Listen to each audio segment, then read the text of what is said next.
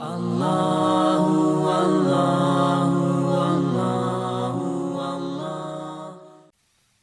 التوبہ کی آیت نمبر 25۔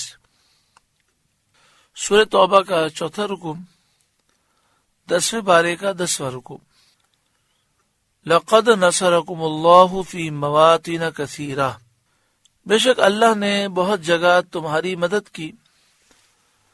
ویوم حنین، اور حنین کے دن۔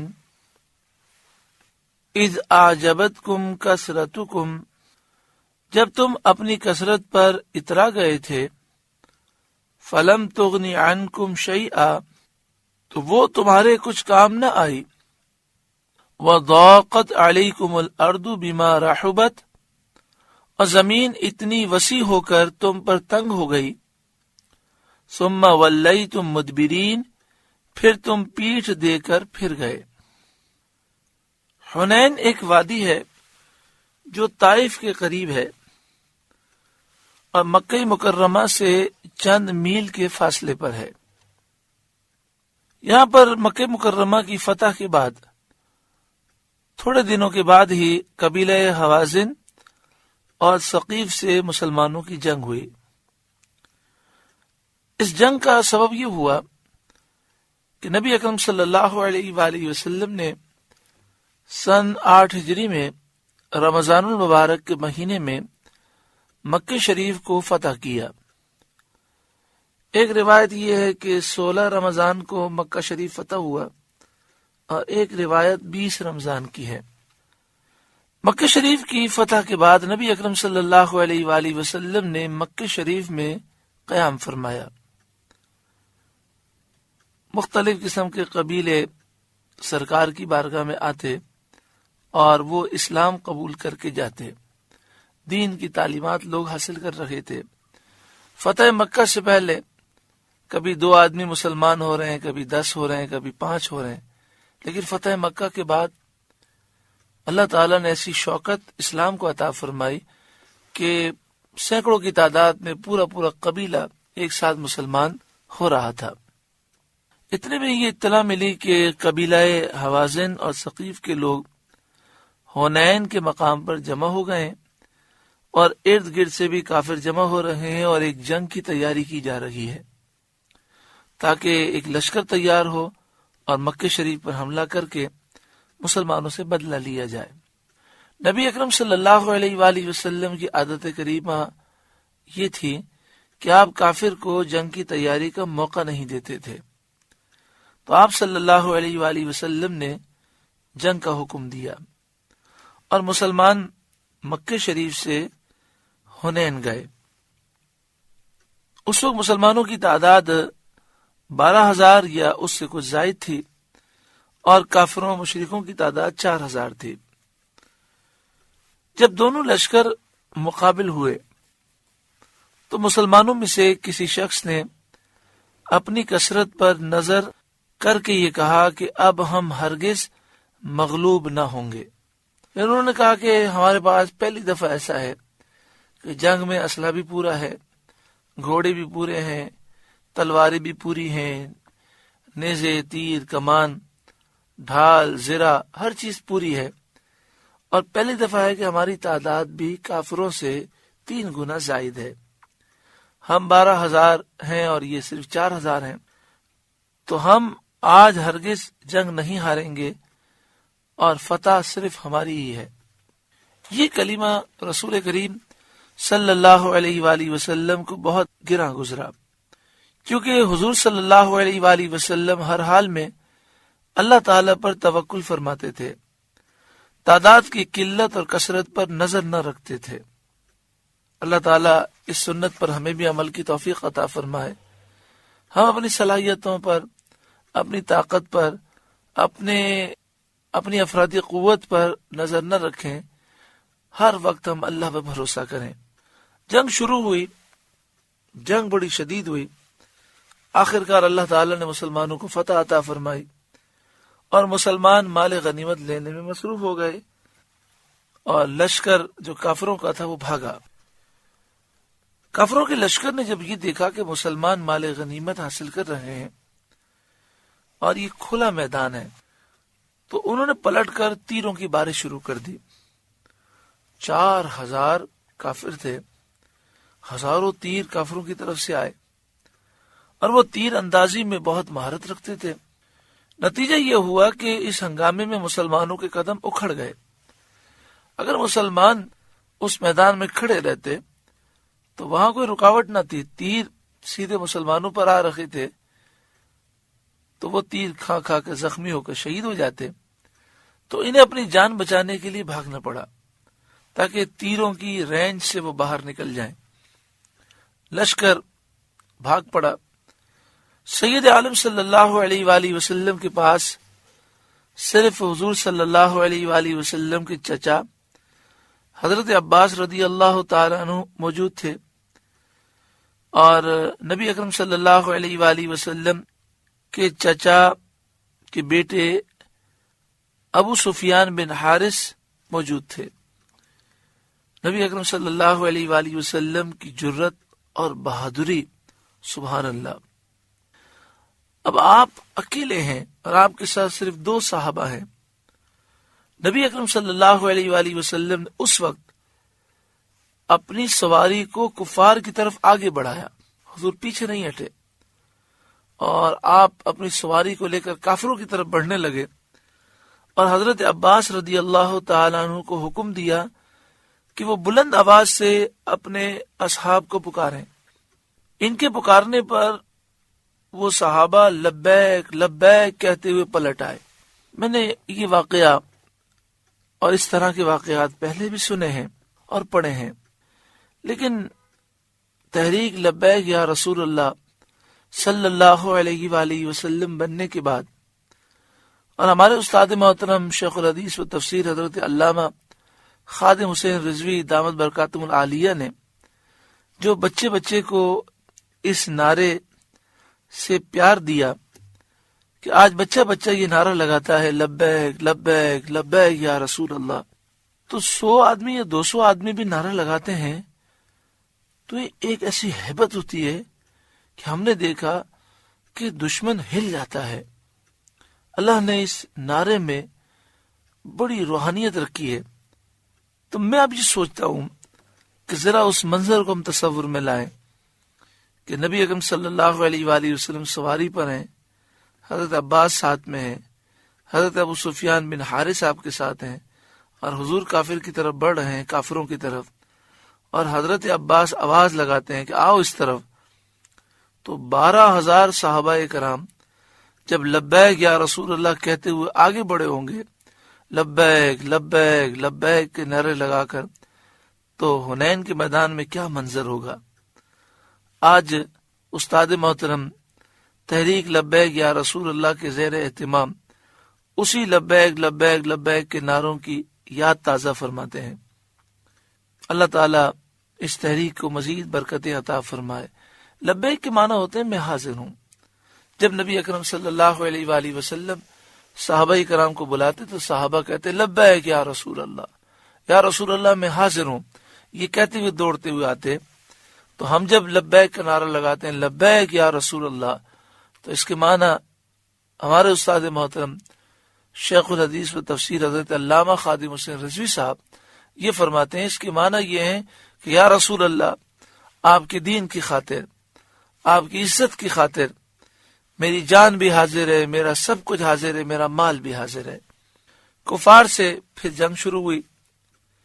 جب لڑائی خوب گرم ہوئی تو نبی اکرم صلی اللہ علیہ وآلہ وسلم نے اپنے دست مبارک میں ہاتھ میں سنگریزے لے کر کفار کے منہوں پر مارے اور فرمایا رب محمد کی قسم بھاگ نکلے.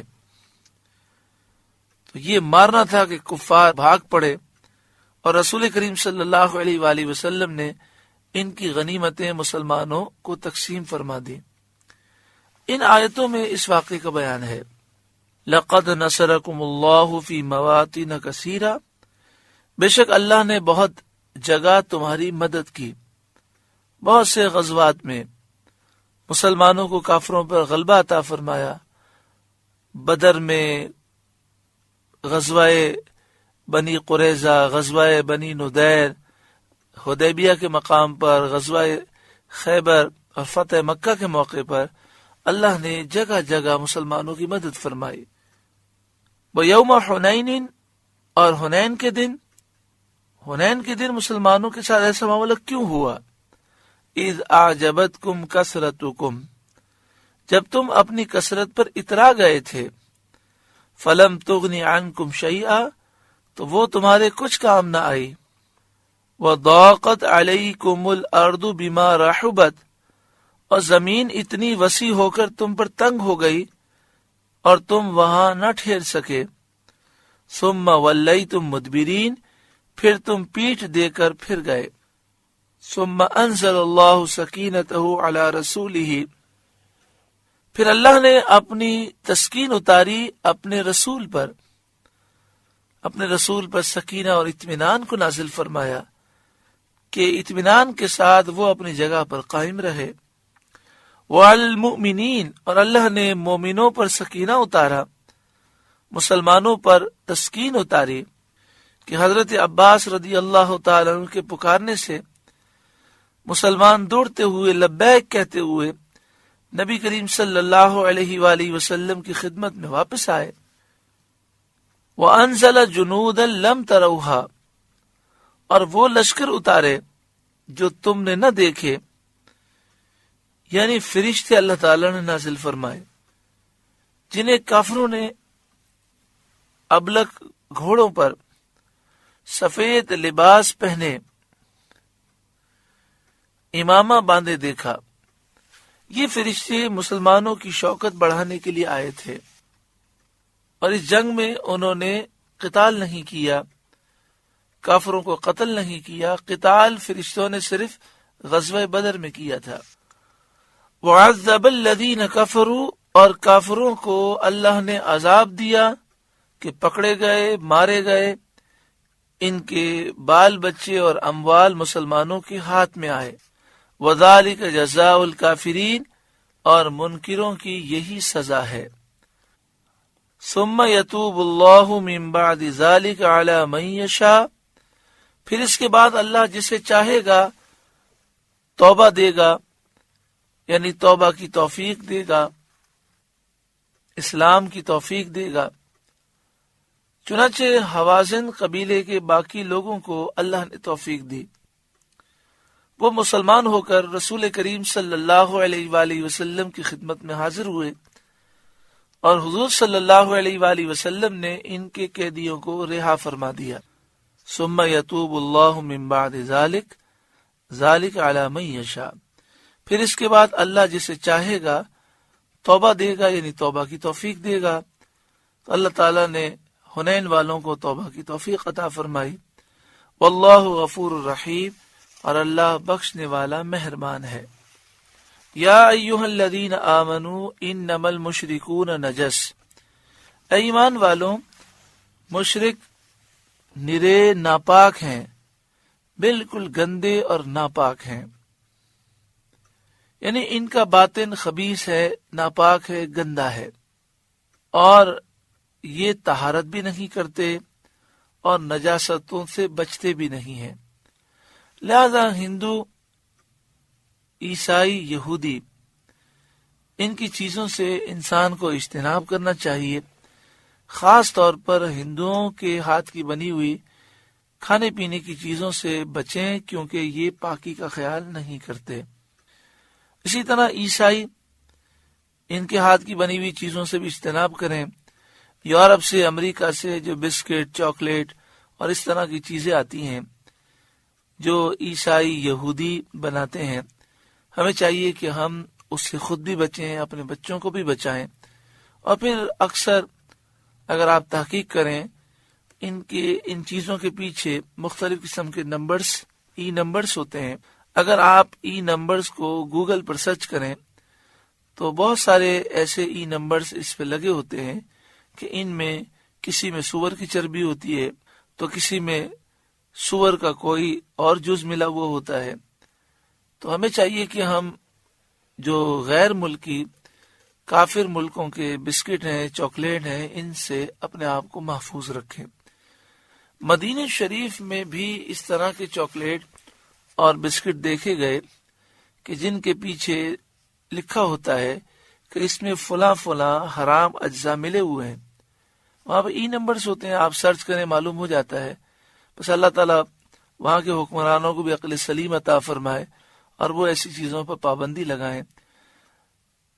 جس طرح پاکستان ایک اسلامی ملک کہلاتا ہے، وہ بھی اسلامی کہلاتے ہیں، لیکن بہت ساری چیزوں میں اسلام پر وہ عمل نہیں کرتے۔ فلا یقرب المسجد الحرام بعد عامہم ھذا، تو اس سال کے بعد وہ مسجد حرام کے پاس نہ آنے پائیں، نہ حج کے لیے آئیں نہ عمرے کے لیے۔ اس سال سے مراد 9 ہجری ہے، اور مشرکین کے منع کرنے کے معنی یہ ہیں کہ مسلمان ان کو روکیں۔ وَإِنْ خِفْتُمْ عَيْلَةً فَسَوْفَ يُغْنِيكُمُ اللَّهُ مِنْ فَضْلِهِ إِنْ شَاءَ، اور اگر تمہیں محتاجی کا ڈر ہے تو ان قریب اللہ تمہیں دولت مند کر دے گا اپنے فضل سے اگر چاہے۔ یعنی اگر تمہیں یہ ڈر ہے کہ مشرکین کو حج سے روک دیں گے تو بزنس کو نقصان پہنچے گا اور اہل مکہ کو تنگی پیش آئے گی، تو اللہ کرم فرمائے گا اور اپنے فضل سے تمہیں غنی کر دے گا۔ حضرت اکرمہ نے فرمایا ایسا ہی ہوا، اللہ نے انہیں غنی کر دیا، بارشیں خوب ہوئیں، پیداوار کثرت سے ہوئی۔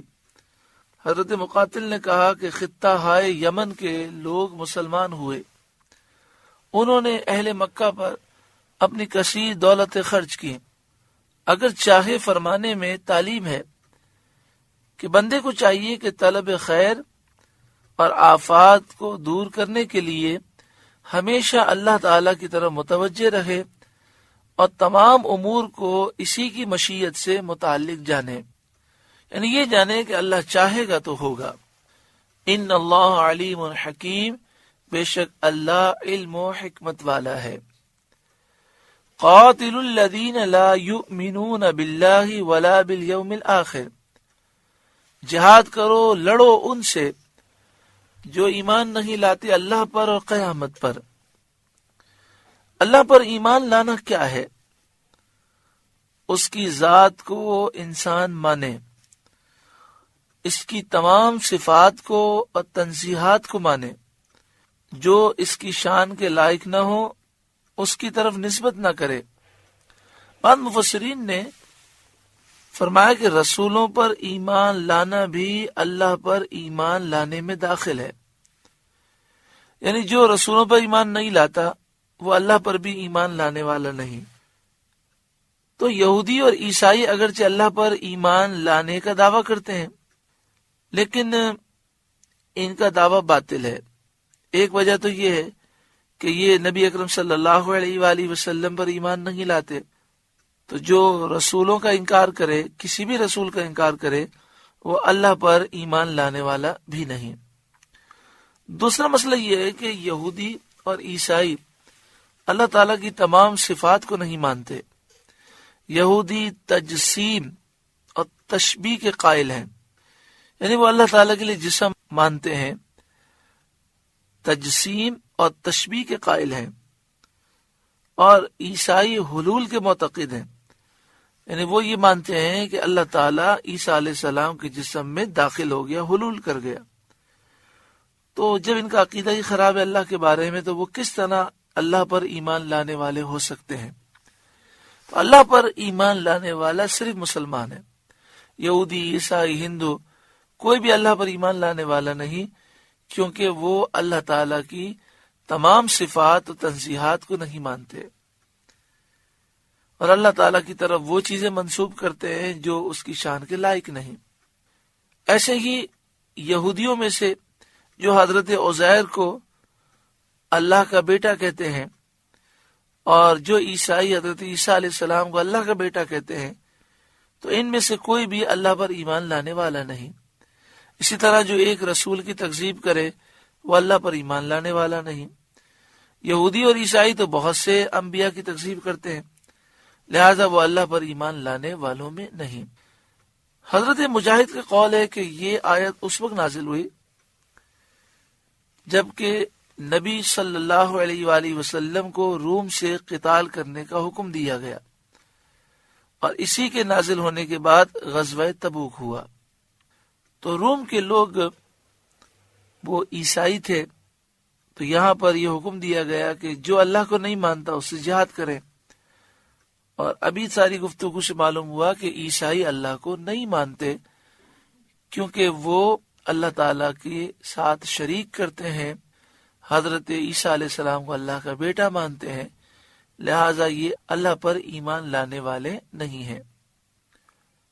قاتل الذین لا یؤمنون باللہ ولا بالیوم الآخر، لڑو ان سے جو ایمان نہیں لاتے اللہ پر اور قیامت پر، ولا یحرمون ما حرم اللہ ورسولہ، اور حرام نہیں مانتے اس چیز کو جس کو حرام کیا اللہ اور اس کے رسول نے۔ یعنی قرآن پاک میں اور احادیث طیبہ میں جن چیزوں کو حرام کیا گیا، وہ لوگ جو ان چیزوں کو حرام نہیں مانتے ان سے لڑیں۔ بعض مفسرین کا قول یہ ہے کہ معنی یہ ہے کہ توریت اور انجیل کے مطابق جو عمل نہیں کرتے، ان کی تحریف کرتے ہیں اور احکام اپنے دل سے بناتے ہیں، گھڑتے ہیں، ان سے آپ جہاد کریں۔ وَلَا يَدِينُونَ دِينَ الْحَقِّ مِنَ الَّذِينَ أُوتُوا الْكِتَابَ، اور سچے دین یعنی دین اسلام کے تابع نہیں ہوتے، یعنی وہ جو کتاب دیے گئے، یعنی جنہیں کتاب دی گئی ان میں سے وہ لوگ جو سچے دین کے تابع نہیں ہوتے، ان سے آپ جہاد کریں۔ حَتَّى يُعْتُوا الْجِزْيَةَ عَنْ يَدٍ وَهُمْ صَاغِرُونَ، جب تک اپنے ہاتھ سے جزیہ نہ دیں ذلیل ہو کر، یعنی جو اہل کتاب میں سے معاہدہ کرے، اس سے جو ٹیکس لیا جاتا ہے، خراج لیا جاتا ہے، اس کا نام جزیہ ہے۔ یہ جزیہ نقد لیا جاتا ہے، اس میں ادھار نہیں۔ جزیہ دینے والے کو خود حاضر ہو کر دینا چاہیے، پیدل لے کر حاضر ہو، کھڑے ہو کر پیش کرے۔ اہل کتاب سے جزیہ لیا جائے گا۔ اسی طرح مشرکین عرب کے علاوہ جتنے کافر ہیں سب سے جزیہ لیا جائے گا، چاہے وہ ہندو ہو چاہے وہ مجوسی ہو۔ لیکن جو مشرکین عرب ہیں ان کے لیے صرف دو چیزیں ہیں، یا تو اسلام قبول کر لیں یا وہ جنگ کے لیے تیار ہو جائے۔ تو نبی اکرم صلی اللہ علیہ وآلہ وسلم نے یہودیوں سے جزیہ لیا، عیسائیوں سے جزیہ لیا، لیکن مکہ شریف اور اس کے ارد گرد کے جو رہنے والے مشرکین تھے ان کے سامنے دو ہی آپشن رکھے مشرکین عرب کے لیے، یا تو اسلام قبول کر لیں یا جنگ کے لیے تیار رہیں۔ اسلام لانے سے جزیہ ساقط ہو جاتا ہے، یعنی ایک ذمہ کافر جزیہ دے رہا ہے، مسلمان ہو جائے تو اب اسے جزیہ دینے کی ضرورت نہیں۔